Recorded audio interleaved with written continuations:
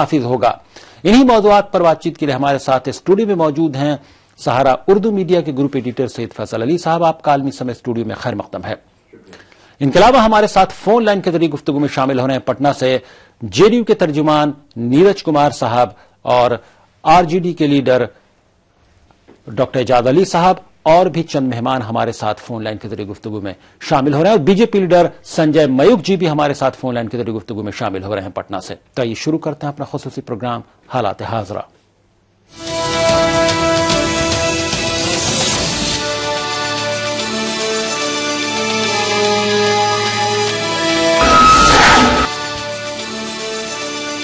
अक्सरियत साबित करने से पहले पटना हाईकोर्ट ने जीतन राम मांझी को बड़ा झटका दिया है। हाईकोर्ट ने जेडीयू के 4 एमएलए ज्ञानेंद्र कुमार ज्ञानू, रविंद्र राय, नीरज कुमार बबलू और राहुल शर्मा की मेंबरशिप बहाल करने के मामले में हाईकोर्ट के डबल बेंच ने सिंगल बेंच के फैसले पर रोक लगा दी है।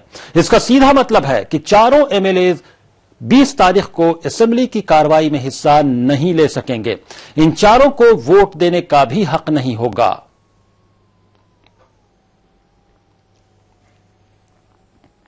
मांझी सरकार बचेगी या नहीं, इस पर सस्पेंस बरकरार है। लेकिन इस बीच मांझी के लिए थोड़ी राहत की खबर है। बीजेपी ने मांझी सरकार को हिमायत देने का ऐलान किया है।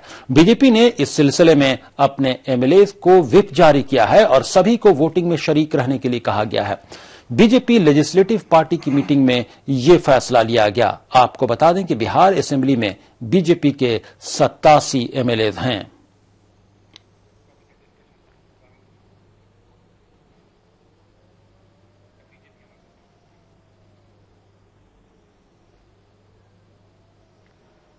हमारे साथ स्टूडियो में मौजूद है सहारा उर्दू मीडिया के ग्रुप एडिटर सैयद फैसल अली साहब और फोन लाइन के जरिए पटना से बातचीत में शामिल हो गए हैं बीजेपी लीडर संजय मयूख जी। संजय मयूख जी, अब आपकी पार्टी ने ऐलान कर दिया है कि वो मांझी सरकार को बचाने के लिए फ्लोर ऑफ द हाउस पर मांझी सरकार को पूरा सपोर्ट देगी।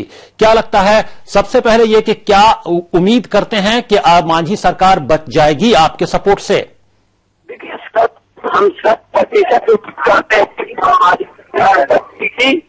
क्योंकि जिस तरह से तरीके से मांझी सरकार विदाई का नीतीश कुमार जी उस तरह से बेदखा को है और भारतीय जनता पार्टी के जी संजय मयूख जी, आपकी आवाज हम तक नहीं पहुंच पा रही है। हम दोबारा आपसे राब्ता करते हैं। सैयद फैसल अली साहब, संजय मयूख जी बहुत कॉन्फिडेंट है, बीजेपी भी बहुत कॉन्फिडेंट है ऐलान करने के बाद कि वो मांझी सरकार को बचा लेंगी।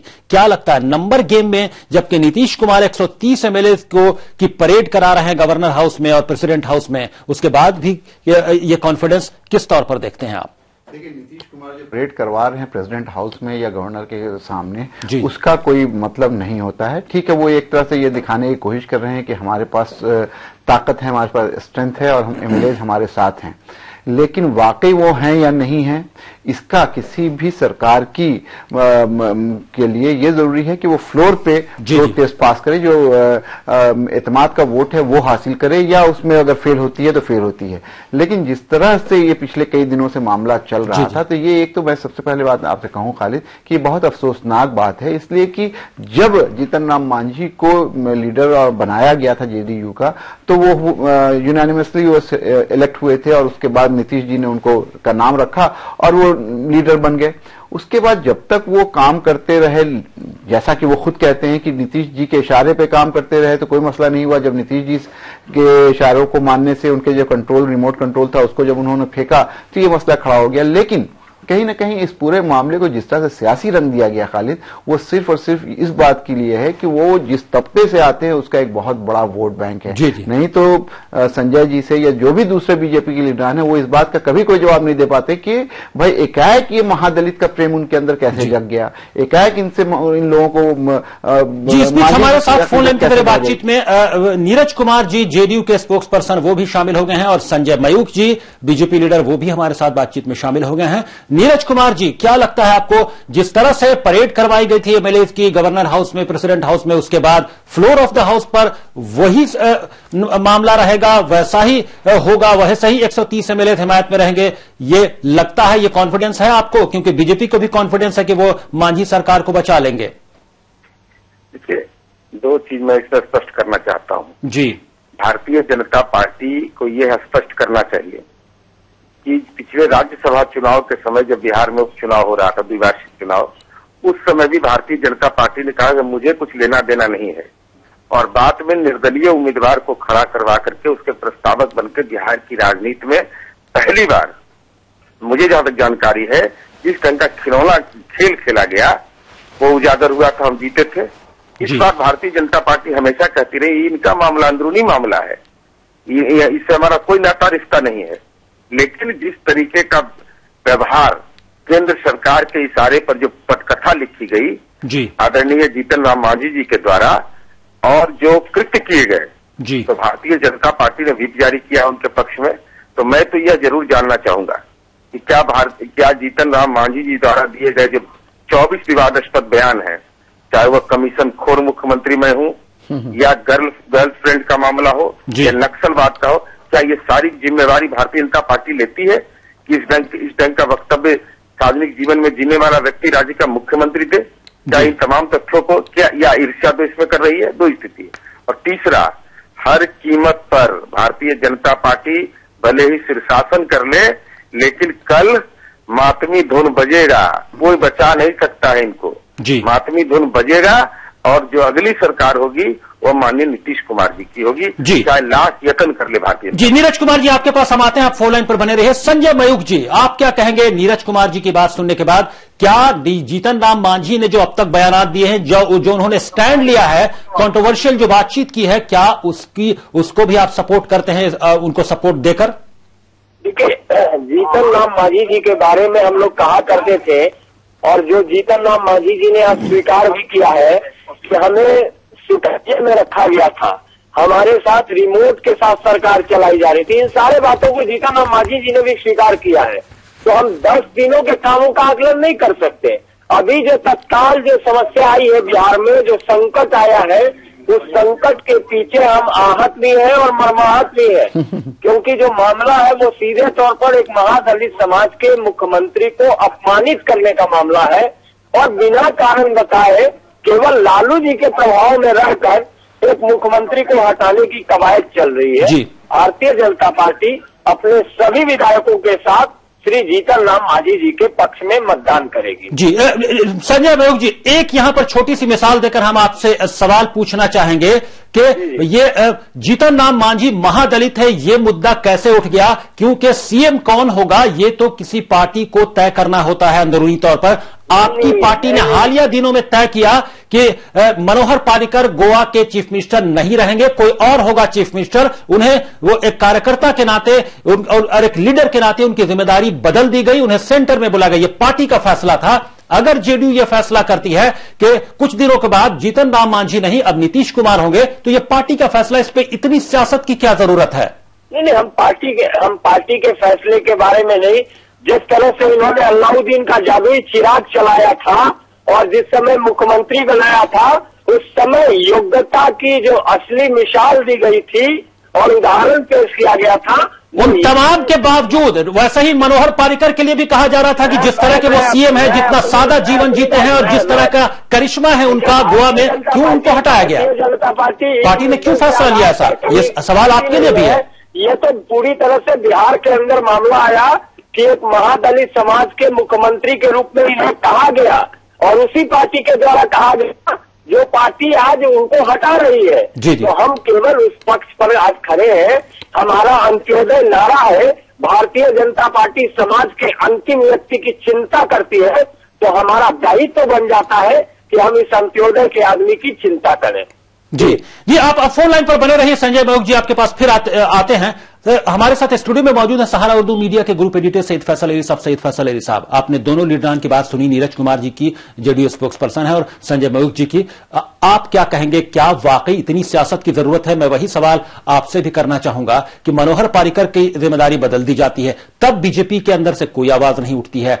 अब अगर जेडीयू के अंदर वही काम होता है, ये अंदरूनी मामला है, तो फिर वहां पर सियासत होने लगती है। नहीं, मुझे ये समझ में नहीं आ रहा है कि ये 7 तारीख को जब शरद यादव ने जेडीयू लेजिस्लेचर्स की जो मीटिंग बुलाई और जिसके बाद ये मामला ज्यादा बढ़ गया, उससे पहले यही संजय मयूख जी की पार्टी और उसके नेता सुशील मोदी और दूसरे लीडर्स जीतन राम मांझी को दिल खोल करके कोस रहे थे, उनके हर बयान की विवेचना हो रही थी, उनके हर बयान पे उनका विरोध कर रहे थे और कह रहे थे किस तरह के आदमी को मुख्यमंत्री बना दिया गया, ये बिहार के साथ अपमान है, बिहार की जनता के साथ अपमान है, तरह तरह की बातें ये बीजेपी वाले कह रहे थे। और उस वक्त ना जाने कहां उनका दलित प्रेम चला गया था। एकाएक इनको ये लगने लगा कि अगर हम किसी तरह से जीतन राम मांझी को रेबल बना देते हैं, विद्रोह पे आमादा कर देते हैं, जो बाद में उन्होंने किया, तो कहीं ना कहीं एक जो ये कह रहे हैं ममता की आहत है और मरमाहत है, उससे ज्यादा इनको इस बात की चिंता थी कि कहीं ना कहीं एक संभावना है कि अगर ऐसा कुछ होता है तो जो सत्ता बिहार की नीतीश कुमार की एनडीए से अलग होने के बाद इनके हाथ से निकली थी, वो फिर इनके हाथ में आ सकती है और आने वाले चुनाव तक कोई ऐसा सिस्टम, कोई ऐसी व्यवस्था की जा सकती है कि ये लोग सत्ता पे काबिज हों, या तो जीतन राम मांझी को सामने रखकर या प्रेसिडेंट रूल लगा करके। नहीं तो मुझे तो नहीं दिख रहा है कि जितने दिन भी 8-9 महीने जीतन राम मांझी चीफ मिनिस्टर रहे, इन लोगों ने कभी उनकी किसी एक भी काम की सराहना की हो, उसकी तारीफ की हो, उसके बारे में अच्छी बात की हो, बल्कि उनको पर्सनल लेवल पे इतना क्रिटिसाइज किया। एक महादलित का प्रेम आ गया। दूसरी बात यहां पे एक बात मैं ये कहूंगा कि नीरज जी चाहे जो भी कहें और नीतीश जी भी जो कहें, लेकिन एक बात बिल्कुल तय है कि जिस तरह से ये चीजें हुई हैं वो कहीं ना कहीं बहुत अच्छी नहीं हुई थी। जब जीतन राम मांझी से हम लोगों की बात हो रही थी, अभी 4 दिन पहले भी जब वो दिल्ली में थे, मेरी बातचीत हुई, वो बार बार ये कहते हैं कि अगर नीतीश कुमार मुझसे ये कहते कि आप इस्तीफा दे दीजिए तो मैं इस्तीफा दे देता, लेकिन इस्तीफा नहीं दिया। हालांकि आज नीतीश कुमार का एक इंटरव्यू छपा है इंडियन एक्सप्रेस में, उसमें नीतीश जी ने कहा कि नहीं, हम लोगों ने कहा था, वो तैयार नहीं हुए। लेकिन उसके बावजूद मुझे लगता है कि जीतन राम मांझी एक सीनियर लीडर थे। अगर इसमें लालू जी की मध्यस्थता हो जाती, अगर इसमें कोई मीडिएट कर लेता या इसको और किसी अच्छे तरीके से हैंडल किया जाता तो शायद ये हालात उतने नहीं बिगड़ते जी। इसलिए कि मैं बहुत यकीन के साथ एक बात आपको कहूं खालिद, कि जीतन राम मांझी भले अभी कहीं ना कहीं बीजेपी के साथ दिख रहे हैं और बीजेपी के साथ उठने बैठने की बात कर रहे हैं, साथ जाने की बात कर रहे हैं। 15 दिन पहले मेरे इंटरव्यू में उन्होंने कहा था कि मर जाऊंगा, भाजपा में नहीं जाऊंगा। और प्राइवेटली इंटरव्यू के बाद भी वो कहते थे कि भाजपा के साथ मेरे विचार नहीं मिल सकते हैं। तो कहीं ना कहीं एक ऐसा आदमी था जो अलग रह सकता था, लेकिन अपने स्वार्थ के लिए, अपनी जो उनकी एक अपना जो उनका एक एम्बिशन जग गया है इस उम्र में, उसके लिए, और कहीं ना कहीं थोड़ा हर्ट भी हुए हैं जिस तरह से जेडीयू ने ये पूरी सिचुएशन को हैंडल किया, वो इस पर आमादा है। ये बहुत अफसोस की बात है और मुझे लगता है कल जो होना होगा होगा, लेकिन बिहार की हिस्ट्री में जो 20 साल में जिस तरह की चीजें नहीं हुई थी वो हो रही हैं। नीरज कुमार जी, क्या लगता है आपको, कितना आपको इसका नुकसान उठाना पड़ेगा? क्योंकि एक महादलित का जिस तरह से बीजेपी इशू बना रही कि एक महादलित का अपमान हुआ, तमाम लीडरान सिर्फ इस बात पर स्ट्रेस दे रहे हैं कि एक महादलित लीडर का अपमान हुआ है। ये बहुत बड़ा डैमेज है आपकी पार्टी के लिए। देखिए, मैं दलित प्रेम के बारे में इनके बारे में कहना चाहता हूं। यही भारतीय जनता आजादी के बाद बिहार में बहुत सारे दलित मुख्यमंत्री हुए, और लेकिन आजादी के बाद पहली बार विधानसभा के स्पीकर महादलित हुए। आज स्पीकर के खिलाफ जिस ढंग की आपत्तिजनक व्यवहार और विचार दिए जा रहे हैं, ये दलित प्रेम को दर्शाता है। सुविधा के अनुसार विधानसभा के अध्यक्ष है, संवैधानिक पद पर, उनके खिलाफ आपत्तिजनक टिप्पणी करो, अपमानजनक भाषा बोलो, उनको कार्यालय में नहीं जाने दो, ये है इनका दलित प्रेम जी। दूसरा पक्ष ये है, वो जब आप लोकसभा चुनाव के बाद जब उनके पक्ष में जनादेश गया तो नीतीश कुमार जी उसके बाद जब लोकसभा का विधानसभा का उपचुनाव हुआ तो आपने देखा होगा गैर भाजपा पार्टियों का जनादेश मिला। भारतीय जनता पार्टी इस बात से भयभीत है क्योंकि वह माननीय नीतीश कुमार जी की प्रशासकीय क्षमता को जानता है, राजनीतिक कार्यशैली को जानता है, कानून का राज का उनके कमिटमेंट को जानता है।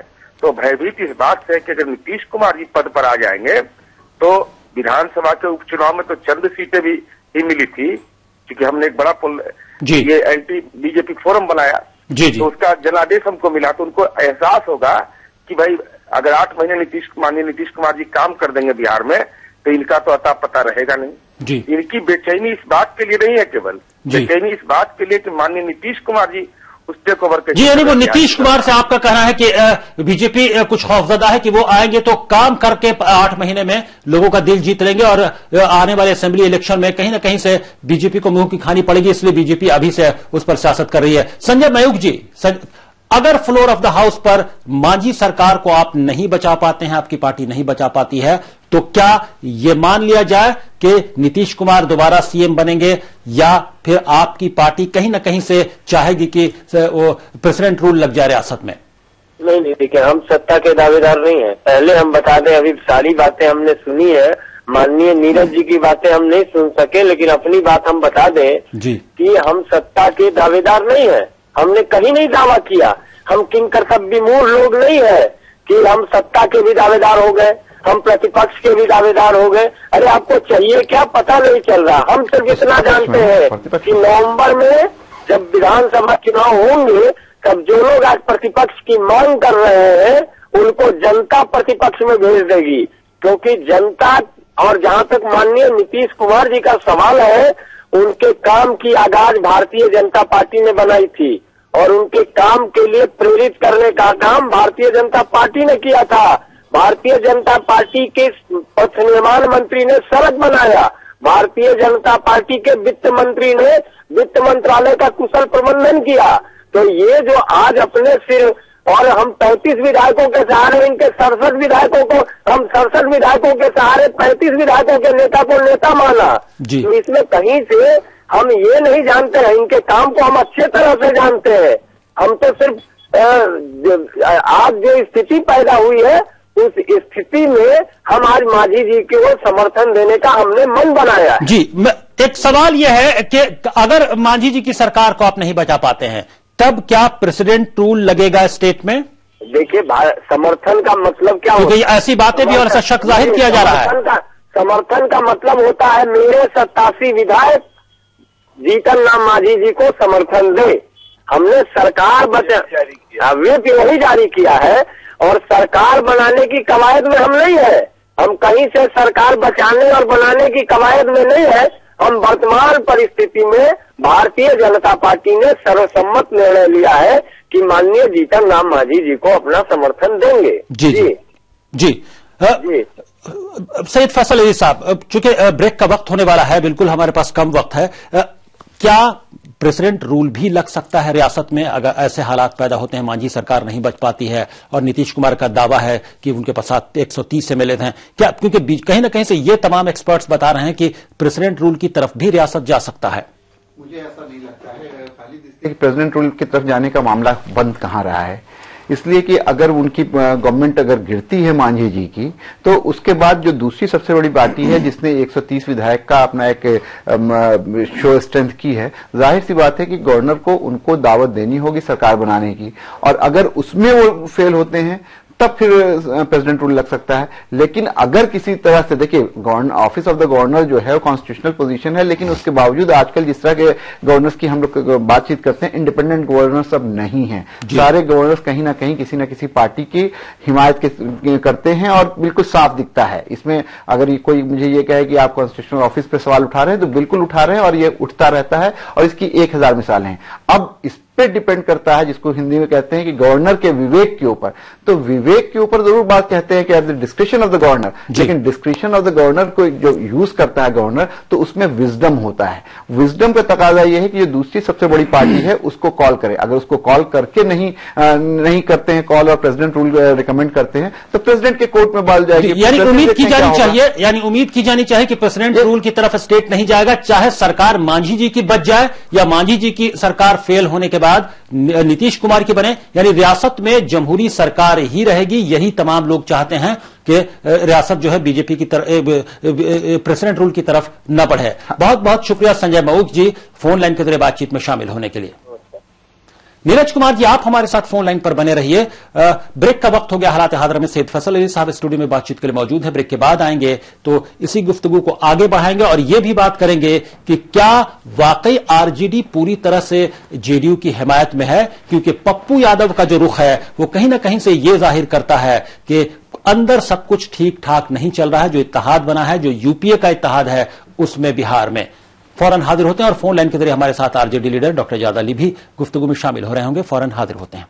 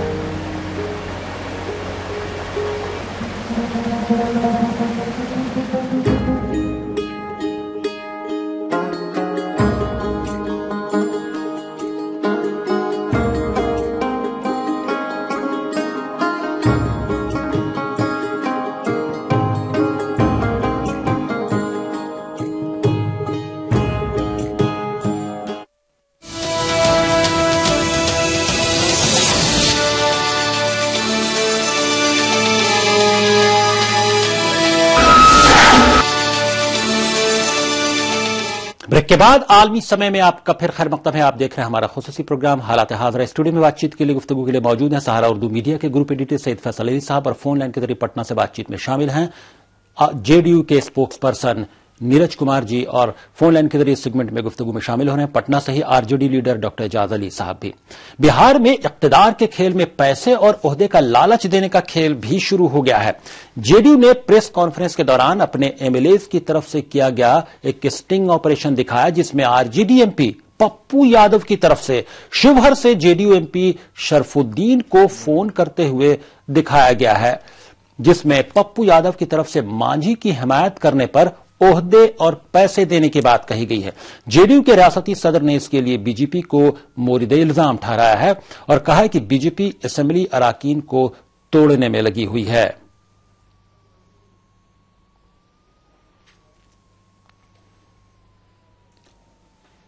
3 बजे हमको कॉल आया से सबसे बड़ा पोस्ट आपको मिलेगा और पैसा मिलेगा। तो हमको ये बुझाया से जमीन फट जाता और उसके हम अंदर चले जाते। सबसे बड़ा पोस्ट ईमान है और ईमान को बेच करके पोस्ट लेने वाले हम लोग नहीं हैं। हम लोग नीतीश जी के, माननीय पूर्व मुख्यमंत्री नीतीश जी के ईमानदारी के साथ हैं, उनके विकास के साथ हैं। कितना स्तर गिर चुका है से पैसा का खरीद खरोद, पोस्ट का खरीद, प्रलोभन।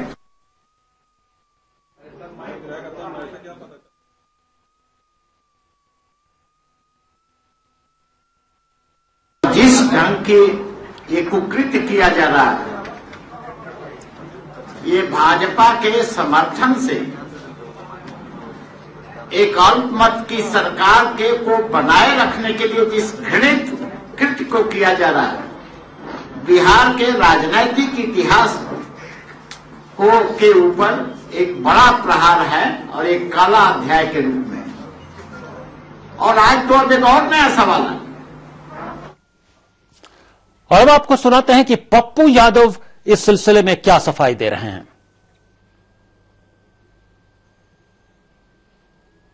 आवाज सुनाई गई बजाते हुए ऑडियो के माध्यम तो भैया आप जाइए ना, क्या सुनाए तो देखिए, जांच करिए, जाकर के किसी दुनिया को दिखाइए कि यदि जो भी उससे बात किया है तो उस बातों में क्या उसने घूस कहा। कोई आदमी जिसने भी उनसे बातचीत किया हो तो उनसे पूछिए ना, पप्पू यादव से कभी मिले, कभी देखे, कभी भेंट हुई आपको पप्पू यादव से। हमारे साथ स्टूडियो में मौजूद हैं सैयद फैसल अली साहब और फोन लाइन के जरिए आरजेडी के लीडर पटना से गुफ्तगू में शामिल है डॉक्टर एजाज अली साहब। आपका खैर मकदम है। नीरज कुमार जी से हमारा राब्ता टूट गया है, जैसे ही राब्ता होता है हम उनके पास भी चलेंगे। डॉक्टर एजाज अली साहब, क्या लगता है आपको, जिस इत्तेहाद ने बाई इलेक्शंस में इतनी अच्छी कामयाबी हासिल की, उसके बाद इत्तेहाद की कस्में खाई गई, क्या सब कुछ इत्तेहाद में ठीक ठाक नहीं चल रहा है? इस बात से यही इशारा मिलता है। पप्पू यादव की जो कोशिशें, जो स्टिंग ऑपरेशन सामने आया है, उससे यह लगता है। देखिए, पप्पू यादव साहब का मामला शुरू से अलग से है। उनकी नीयत, चूंकि उनकी बेगम भी इस वक्त लोकसभा के मेंबर हैं और ये लोग चाहते हैं कि जिस तरह से किसी जमाने में लालू और राबड़ी हुकूमत चली थी, उसी तरह से पप्पू और रंजना हुकूमत यहाँ चले। इसी फेरे में वो पड़े हुए हैं। जबकि और ये खुद को वो समझ रहे हैं कि वो लालू यादव के सही वारिस हैं, ऐसा ही अपने को समझ रहे हैं। लेकिन ये उनकी बहुत बड़ी गलतफहमी है। हालांकि इसी इशू को मेन इशू बनाकर वो अभी पूरे बिहार में अपना दौरा कर रहे हैं, लोगों को समझाने बुझाने का एक इंप्रेशन बनाने की कोशिश कर रहे हैं। लेकिन जहां तक इत्तेहाद का सवाल है, जहां तक नीतीश कुमार और लालू यादव और कांग्रेस और जो कम्युनिस्ट जो इत्तेहाद बना हुआ यहाँ, उसमें इनके उछल कूद से कोई फर्क नहीं पड़ने वाला है। ये तो कल भी आपको पता चल जाएगा, जो हाउस में जो कल होने वाला है बिहार के असेंबली में, उससे आपको पता चल जाएगा कि इन लोगों की कुछ नहीं चलने वाली है। वैसे बीजेपी एकदम कोशिश में लगी हुई है कि नीतीश कुमार किसी तरह से यहाँ के ये चीफ मिनिस्टर दोबारा नहीं बन पाए, या तो मांझी बने या सदर राज नाफिज हो। ऐसा वो आखिरी दम तक कोशिश करेगा और हमको लगता है कि हमारे गवर्नर भी उसमें उसके साथ रहेंगे। लालू यादव क्या कहीं ना कहीं से क्या लालू यादव की इजाजत के बगैर पप्पू यादव इस तरह की चीजों में, इस तरह के मामलों में मुलविस हैं? नहीं, वो बताया ना हमने कि वो अपनी राह अकेले चल रहे हैं, उनकी मंशा कुछ और है जी। वो मंशा तो अपना जाहिर भी करते रहते हैं और उसी हिसाब से अपनी एक्टिविटी भी बरकरार रखते हैं। फिर आपके पास आते हैं डॉक्टर इजाज अली साहब, सैयद फैसल अली साहब, आपका क्या ख्याल है बिहार में जो कुछ हो रहा है और इत्तेहाद की बात खासतौर से जिस तरह से पप्पू यादव का रवैया है और उन पर जिस तरह के इल्जामात लगे हैं, क्या उन्होंने अपनी राह अलग इख्तियार कर ली है? लालू यादव की लीडरशिप को वो नहीं मान रहे, उनकी बात नहीं मान रहे हैं, आखिर दिक्कत कहां है? क्या इत्तेहाद में सब कुछ ठीक ठाक नहीं चल रहा है? क्या लालू नीतीश के दरमियान भी कुछ इसको लेकर तलखी अंदर खाने तो नहीं है? क्या मामला है? नहीं, मुझे ये नहीं लगता कि लालू और नीतीश के दरमियान किसी तरह कोई बातचीत है, लेकिन जो बात कह रहे हैं एजाज साहब कि पप्पू यादव जो हैं वो अपने आप को अपने कद से ज्यादा बड़ा मान चुके हैं। उनको ये लगता है लार्जर देन लाइफ जो एक इमेज बना लेते हैं कि मैं शायद बिहार का वजीर आला हो सकता हूं या बिहार का एक ऐसा लीडर हो सकता हूं जो बिहार की सियासी चीजों में एक आवाज बन के उभरे या एक बड़ी ताकत हो। लेकिन कहीं ना कहीं ये उनकी बहुत बड़ी सियासी भूल होगी, इसलिए कि बिहार में अभी ऐसे हालात नहीं। याद रखिए कि पप्पू यादव कौन है, अजीत सरकार के मर्डर में मुलविस। दूसरी ये कि पूरे तौर पे एक, मुझे कहने में कोई हर्ज नहीं लगता कि वो पूरे तौर पे एक क्रिमिनल पॉलिटिशियन है और उस तरह के छवि के आदमी को ला करके कोई भी पार्टी फायदा उठा लेगी ऐसा नहीं लगता है। हाँ, लेकिन इसके बावजूद उस इलाके में, मधेपुरा के रीजन में उनका एक असर है, इससे भी इनकार नहीं किया जा सकता। और इसी असर का नतीजा है कि वो और उनकी बेगम दोनों अभी मेंबर पार्लियामेंट है। लेकिन कहीं ना कहीं वो अपनी ताकत को, अपनी कुव्वत को और अपनी सियासी जो उनका ये है उसको ज्यादा समझ रहे हैं और ये शायद उनकी गलती है। दूसरी बात ये कि जो बात हो रही है कि क्या सरकार बच पाएगी या भाजपा क्या कर रही है, एक बात समझ लीजिए, अगर सरकार भाजपा अपनी ताकत से बचा लेती है तो उसके हाथ में लड्डू, और अगर नहीं बचती है सरकार, मांझी गिर जाते तो भी उसके हाथ में लड्डू। कहीं ना कहीं वो ये दिखाने में, ये बताने में लोगों को, खासकर जो महादलित का बहुत बड़ा वोट बैंक है, उनको ये बताने में कामयाब हो जाएगी कि हमने तो पूरी ताकत लगाई, हम एक महादलित के साथ खड़े रहे, उसको बचाने की कोशिश की, लेकिन इन लोगों ने उसको गिरा दिया। और याद रखिए कि नीतीश कुमार ने ये पहले चाल चली थी, महादलित का जो आयोग बनाया, महादलित को जो इसमें लाए, वो कहीं ना कहीं पूरा खेल नीतीश कुमार का था और वो उन्होंने उन लोगों को एक सफ में खड़ा किया और उनको पॉलिटिकली कहीं ना कहीं मोटिवेट किया, मोबिलाइज किया। अब वो जो ताकत बन के खड़ी हुई है उसको ये लोग, जो भारतीय जनता पार्टी वाले लोग हैं, वो उस ताकत का एहसास उनको हो गया। वो चाह रहे हैं किसी तरह से इसमें इंतशार फैलाएं और उसको अपने हक में करने की कोशिश करें। और ये पूरी राजनीति, पूरी पॉलिटिकल सिचुएशन जो बिहार में है वो इन्हीं वोट्स के इर्द गिर्द घूम रही है। जी डॉक्टर इजाज अली साहब, जो पप्पू यादव का रवैया है या आप जिस तरह की बात कर रहे हैं, क्या उसको लेकर नीतीश कुमार और लालू यादव यानी आरजेडी और जेडीयू के दरमियान कुछ मामलात में कशीदगी तो नहीं है? क्या लंबे वक्त तक साथ ये लोग चल पाएंगे, आप दोनों लोग, आरजेडी और जेडीयू? देखिए, बताया ना कि उनकी